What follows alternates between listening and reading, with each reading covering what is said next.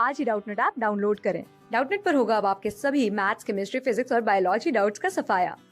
बस अपने क्वेश्चन की फोटो खींचो, उसे क्रॉप करो और तुरंत वीडियो सोल्यूशन पाओ। Download now.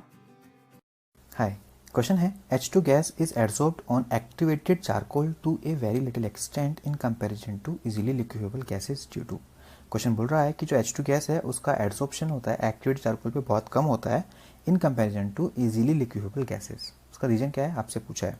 देखिए, एब्सॉर्प्शन क्या होता है। एब्सॉर्प्शन सपोज यहाँ पे एक सरफेस है, सॉलिड सरफेस है, मान लीजिए कोई सॉलिड सरफेस पे क्या होगा, जो गैस के पार्टिकल्स हैं, गैस के पार्टिकल्स यहाँ पे आके चिपकते हैं, एक्यूमुलेट होते हैं। ठीक है, पार्टिकल आएंगे और यहाँ पे क्या हो जाएंगे, वो एक्यूमुलेट हो जाएंगे।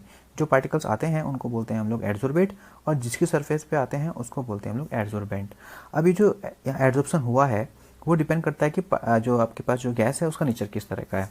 अगर गैस हमारी ईजिली लिक्विफेबल है, ईजिली लिक्विफेबल का मतलब होता है, मतलब गैस को लिक्विफाई करना, इजीली लिक्विफेबल गैसेस, मतलब ये कहने का मतलब ये है कि गैस को लिक्विफाई करना इजी है, मतलब गैस के मॉलिक्यूल्स के बीच में अट्रैक्शन फोर्स अच्छा है। क्योंकि गैस के मॉलिक्यूल्स के बीच में अट्रैक्शन फोर्स अच्छा है तो उनका नेचर क्या है, अट्रैक्टिंग नेचर है, तो वो आराम से यहाँ पे क्या हो जाएंगे, एडसॉर्प्शन दिखा सकते हैं। ठीक है, तो ये जो एडसॉर्प्शन होता है आपका होता है फिजिकल एडसॉर्प्शन। तो जब भी हम बात करेंगे इजीली लिक्विफेबल की, मतलब गैस जो होगी आपकी इजीली लिक्विफेबल है, इसका मतलब ये है कि वो फिजिकल एडसॉर्प्शन अच्छा दिखाएगी। ठीक है, मान लीजिए आपके पास दो गैसेज हैं, एक आपके पास CH4 है, एक आपके पास H2 है। अब H2 गैस जो है वो छोटा है, मतलब ये काफ़ी छोटी होती है, और ये CH4 है थोड़ी बड़ी होती है, दोनों ही नॉन पोलर हैं। अगर मैं बात करता हूँ CO2 गैस का भी, तो ये पोलर है, सॉरी ये भी नॉन पोलर है। और बेटर मैं बात करता हूँ NH3 का, NH3 जो होती है हमारी, ये होती है पोलर। ठीक है, NH3 पोलर है, CH4 नॉन पोलर है और H2 हमारी नॉन पोलर है। अगर ये पोलर है तो इसमें डायपोल मोमेंट जो होता है, डायपोल डबल अट्रैक्शन काम करेगा, इसमें बॉन्ड डबल अट्रैक्शन काम करेगा, इसमें बॉन्ड डबल अट्रैक्शन काम करेगा। और आपको पता है कि पोलर का अट्रैक्शन काफ़ी अच्छा होता है, तो इसके मॉलिक्यूल्स के बीच में अट्रैक्शन फोर्स अच्छा होगा, तो इसको लिक्विफाई करना काफ़ी ईजी हो जाएगा। इसके मॉलिक्यूल्स के बीच में अट्रैक्शन फोर्स अच्छा है तो ये दूसरे सरफेस से भी अट्रैक्शन फोर्स अच्छा दिखाएगा, तो वहाँ पे एडोशन अच्छा दिखाएगा। तो NH3 का एडोशन क्या होगा, काफ़ी अच्छा होगा इन दोनों के कंपैरिजन में। फिर बात करते हैं CH4 का और H2 का। क्योंकि इसका साइज़ बड़ा है तो नॉन पोलर है, और नॉन पोलर मॉलिक्यूल्स के बीच में काम करता है वन डर वाल फोर्स। जितना सरफेस एरिया अच्छा होगा, जितना साइज़ बड़ा होगा, उतनी वन डर वाल फोर्स अच्छा काम करेगा। तो इन दोनों में कंपेयर करें तो इसका वन डर फोर्स अच्छा हो जाएगा, वन डर वाल फोर्स, उसकी वजह से क्या होगा, ये भी थोड़ा सा लिक्विफिकेशन दिखा देगा इन कंपेरिजन टू H2, तो इसके मॉलिक्यूल्स के बीच में अट्रैक्शन फोर्स बढ़ जाएगा, तो वो अच्छा क्या दिखाएगा, एडसॉर्प्शन दिखाएगा।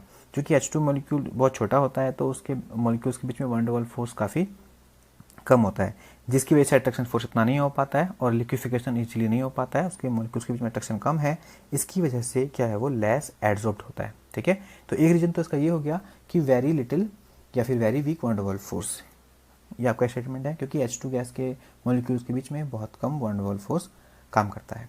ठीक है, उसकी वजह से लिक्विफिकेशन कम होता है, और लिक्विफिकेशन कम होने की वजह से उसका मॉलिक्यूल्स में जो अट्रैक्शन फोर्सेस हैं वो कम है, उसकी वजह से उसका एडसॉर्प्शन अच्छा नहीं होगा, फिजिकल एडसॉर्प्शन। ठीक है, किसी सरफेस पे। अब एक और यहाँ पॉइंट है, लिटिल आपके जो क्रिटिकल टेम्परेचर है और हाई क्रिटिकल टेम्परेचर या फिर हमको चाहिए लो क्रिटिकल टेम्परेचर एडसॉर्प्शन के लिए। देखिए, लिक्विफिकेशन गैस का और क्रिटिकल टेम्परेचर दोनों आपस में लिंक हैं। किस तरह से, क्रिटिकल टेम्परेचर का मतलब क्या है, क्रिटिकल टेम्परेचर किसी भी गैस का वो वॉल्यूम होता है जिसके ऊपर उस गैस को हम लोग लिक्विफाई नहीं कर सकते किसी भी प्रेशर पे। ठीक है, फॉर एग्जांपल आपके पास मान लीजिए गैस A है और गैस B है, और जितनी भी गैसेज हैं उनका क्रिटिकल टेम्परेचर डिग्री सेल्सियस में नेगेटिव होता है बेसिकली, क्योंकि रूम टेम्परेचर पे गैसेज हमारी गैस फेज में रहती हैं, आप ठंडा करोगे तब वो लिक्विड बनेंगे। मान लीजिए गैस A है और गैस B है। ठीक है, अब गैस A का सपोज जो लिक्विफिकेशन जो क्रिटिकल टेम्परेचर है वो मैंने मान लिया 100 केल्विन है, और जो गैस B है उसका क्रिटिकल टेम्परेचर मैंने मान लिया 1110 केल्विन, ये नेगेटिव में डिग्री सेल्सियस में आ जाएगा। ठीक है, रूम टेम्परेचर कितना होता है, 298 केल्विन, ये मैं माना 25 डिग्री सेल्सियस पे। ठीक है, हमारा रूम टेम्परेचर ये है, गैस का क्रिटिकल टेम्परेचर ये है, और B गैस का क्रिटिकल टेम्परेचर ये है, ये गैस A का है। अब अगर आपको गैस को लिक्विफाई करना है, क्रिटिकल टेम्परेचर का डेफिनेशन ये बनता है कि वो टेम्परेचर जिसके अबव गैस को लिक्विफाई नहीं कर सकते, राइट। तो अगर गैस A का क्रिटिकल टेम्परेचर 100 केल्विन है, तो मतलब ये है कि 100 केल्विन के ऊपर का टेम्परेचर गया है गैस A का, उसको हम लोग लिक्विफाई नहीं कर सकते फिर। ठीक है, तो क्या रूम टेम्परेचर पे ये लिक्विफाई हो सकती है, नहीं हो सकती, क्योंकि रूम टेम्परेचर कितना है हमारा 298 केल्विन है, जो कि 100 के ऊपर है, इसका क्रिटिकल टेम्परेचर के ऊपर है, इस वजह से गैस को लिक्विफाई नहीं कर सकते।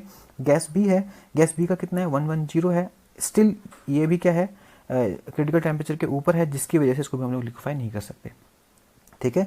बट जब हम नीचे लेके आएंगे, हम अब सपोज मैं टेम्परेचर कम कर रहा हूँ दोनों गैसेस का, तो टेम्परेचर कम करते करते पहले हम लोग आएंगे 110 पे, उसके बाद आएंगे हम लोग यहाँ पे 100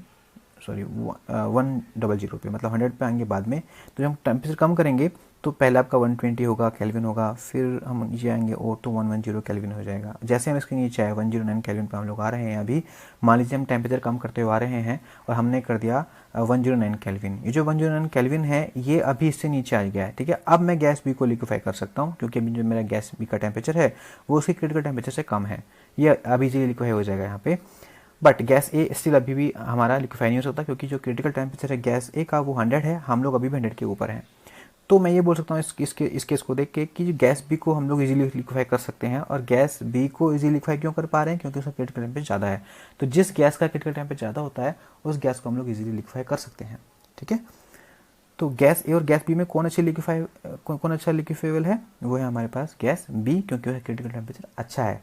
तो जो क्रिटिकल टेम्परेचर अच्छा होगा उसका लिक्विफिकेशन ईजी होगा, और लिक्विफिकेशन किसका अच्छा होता है? जिसके मॉलिक्यूल्स के बीच में अट्रैक्शन फोर्स अच्छा होता है। तो मैं ये बोल सकता हूँ कि NH3 और CH4 में इसका क्रिटिकल टेम्परेचर अच्छा होगा, इसका क्रिटिकल टेम्परेचर कम होगा, क्योंकि इसको लिक्विफाई करना ईजी नहीं है इसके कंपेरिजन में, ठीक है। इन दोनों की बात की जाए तो H2 का क्रिटिकल टेम्परेचर और भी कम होगा, क्योंकि इसको हम लिक्विफाई नहीं कर सकते, क्योंकि इसका वन डबल फोर्स बहुत कम है। सब कुछ यहाँ पे आपस में लिंक है। तो इसका एक आंसर ये भी हो सकता है कि इसका बहुत कम क्या होता है? क्रिटिकल टेम्परेचर होता है गैस H2 का, इसलिए लिक्विफाई करना उसको ईजी नहीं है, मतलब उसके बीच में जो वन डबल फोर्स काम कर रहा है वो बहुत वीक है। तो आपके जो आंसर होंगे वो केवल ये दो होंगे, very weak one double force and very low critical temperature. Thank you. Class 6 से 12 से लेके नीट, IIT, JEE मेंस और एडवांस के लेवल तक 10 मिलियन से ज्यादा स्टूडेंट्स का भरोसा। आज ही डाउनलोड करें डाउटनेट ऐप या व्हाट्सएप कीजिए अपने डाउट्स 8400 400 400 पर।